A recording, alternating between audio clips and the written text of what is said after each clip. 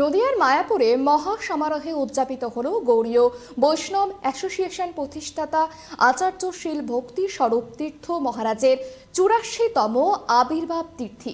একই সঙ্গে দেশ বিদেশের ভক্ত ও তীর্থযাত্রীদের সুবিধার্থে উদ্বোধন করা হলো আধুনিক গেস্ট হাউস এবং গোপালস প্রসাদম হল অ্যান্ড রেস্টুরেন্ট। ভক্তি আর আধ্যাত্মিকতার আবহে মুখরিত নদিয়ার মায়াপুর। গৌড়ীয় বৈষ্ণব অ্যাসোসিয়েশনের প্রতিষ্ঠাতা আচার্য শীল ভক্তি স্বরূপ তীর্থ মহারাজের ৮৪তম আবির্ভাব তিথিতে জনসমাগম। গুরুদেবের ব্যাস পূজাকে কেন্দ্র করে বুধবার সকাল থেকেই মন্দির প্রাঙ্গণে ঢল নামে অগণিত ভক্তদের।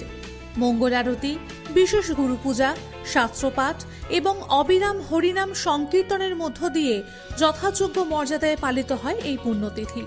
এই বিশেষ দিনে মায়াপুরে আগত ভক্তদের জন্য খুলে দেওয়া হলো এক নতুন দিগন্ত।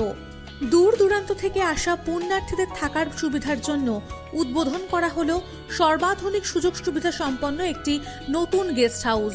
সেই সঙ্গে পুণ্যার্থীদের মুখে সম্পূর্ণ সাত্ত্বিক বৈষ্ণব প্রসাদ ও নিরামিষ আহার তুলে দিতে যাত্রা শুরু করলো গোপালস প্রসাদম হল অ্যান্ড রেস্টুরেন্ট। আমরা আজকে আমাদের একটা উদ্বোধন হচ্ছে, আমাদের একটা গোপালাজ একটা রেস্টুরেন্ট আছে, সেটা আমাদের উদ্বোধন হচ্ছে। আমাদের একটা আমাদের এখানে থাকারও জায়গা আছে, গেস্ট হাউস আছে, সেটাও আজকে আমরা উদ্বোধন করছি। তবে আমাদের গুরুদেবের আশীর্বাদের মাধ্যমে সবকিছু হচ্ছে এবং এটা গৌরনিতাই মন্দির। আমাদের এখানে আপনি মায়াপুরে এসেই যে কোনো নতুন মন্দির হয়েছে। Mayapur Ram, today is the 85th appearance day of our respected Srila Gurudev, His Divine Grace Bhakti Swarupa Tirtha Goswami Maharaj, who has established this temple for us. So I request all of you to please come. It's a very beautiful temple, as you can see.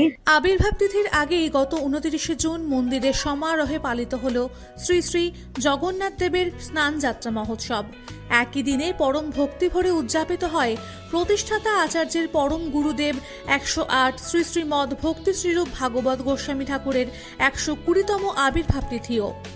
মন্দির কর্তৃপক্ষের আশা, নতুন এই পরিকাঠামো মায়াপুরে বৈষ্ণব সংস্কৃতির প্রসার এবং অতিথি সেবায় এক নতুন মাত্রা যোগ করবে। দিন শেষে ঢালাও মহাপ্রসাদ বিতরণের মধ্য দিয়ে সম্পন্ন হয় এই আনন্দ উৎসব। Bureau report, KTV Bangla.